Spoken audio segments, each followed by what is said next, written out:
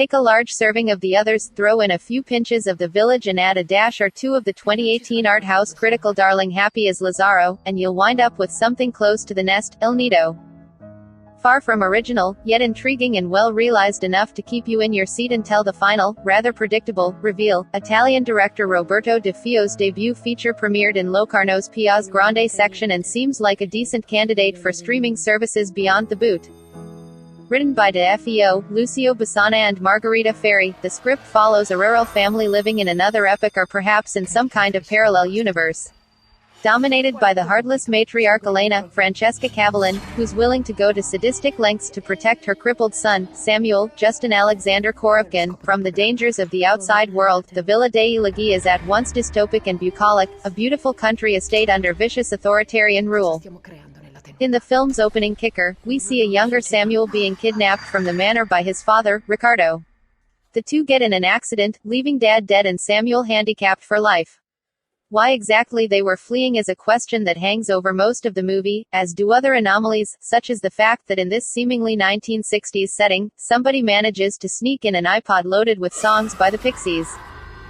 Not unlike Alice Rohrwacher's Lazaro, which featured agrarian peasants living in a time warp imposed upon them by landowners, The Nest depicts an affluent clan cut off from the rest of Italy for reasons held back until the last scene.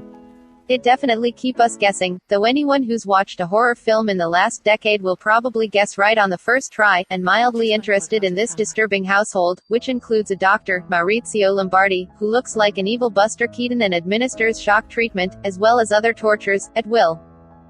De Feo, who previously directed a handful of well-received shorts, shows a firm grip on the mise-en scene, although it can also be a heavy-handed one, with Tiho Tirdo's score striking too many ominous notes and a style that works too hard to be scary. But Emanuele Pasquet's photography is a nice addition, capturing scenes in shadowy wide shots, while Francesca Bocca's production design makes the most of the sinister mansion, which is all polished oak, drawn curtains and horrid wallpaper. When, toward the end of the first act, a beautiful teenager named Denise, the promising Ginevra Francesconi, shows up at the villa, it's clear from the way Samuel looks at her that she will be his and his family's unraveling.